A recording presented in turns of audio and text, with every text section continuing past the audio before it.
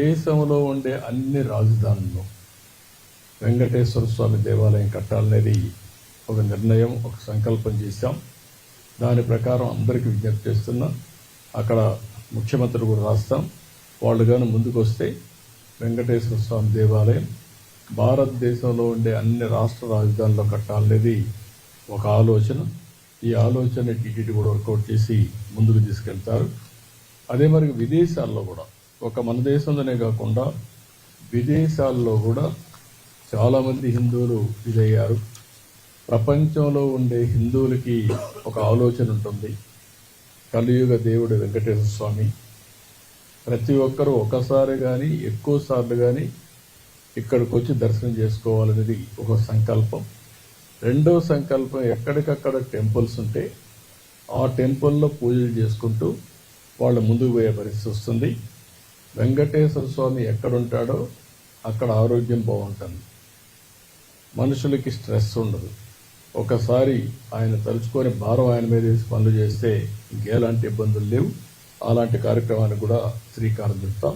ప్రపంచం మొత్తం వెంకటేశ్వర స్వామి దేవాలయాలు కట్టడానికి హిందువులు ఎక్కడ ఎక్కువ ఉంటే అక్కడ కడతాం.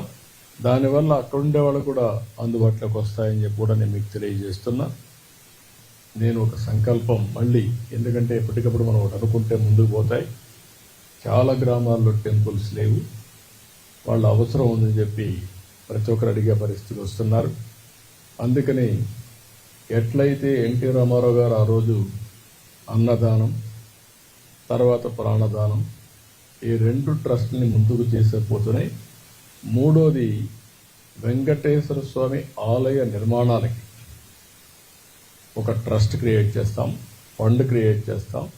ఎవరన్నా ఇవ్వాలనుకుంటే నేరుగా ఇవ్వచ్చు. శ్రీవాణి నుంచి వచ్చిన డబ్బులు కూడా ఆ ట్రస్ట్లో పెట్టి పగడ్బందీగా మొత్తం టెంపుల్స్ నిర్మాణానికి, ఆ టెంపుల్ మేనేజ్మెంట్కి ఖర్చు పెడతాం. ఈ రెండు కూడా ఒక మూడో కార్యక్రమం కింద వస్తుంది. ఇది ఇంతవరకు చేసింది మానవ సేవ కోసం 2 కార్యక్రమాలు చేసాం. అన్నదానం, అది అయిన తర్వాత ప్రాణదానం. మూడోది మాధవ సేవ కోసం ఈరోజు ఆలయ నిర్మాణాలకి ఫండ్ కూడా మొబిలైజ్ చేస్తాం. ఈ ఫండ్ని ఎక్కడికక్కడ ఇప్పుడు ఉండే డబ్బులు ఖర్చు పెడుతూనే సిస్టమేటిక్గా ఇంకా ఫండ్ రేజ్ చేసి ఆ ఫండ్ అంతా కూడా ఖర్చు పెట్టి ఎక్కడైతే వెంకటేశ్వర స్వామి సేవలు చేయాలనుకున్న ప్రతి ఒక్క వ్యక్తికి ఇది ఉపయోగపడే పరిస్థితి వస్తుంది.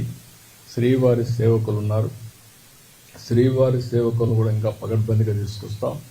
ఇది కూడా నా ఆలోచనే.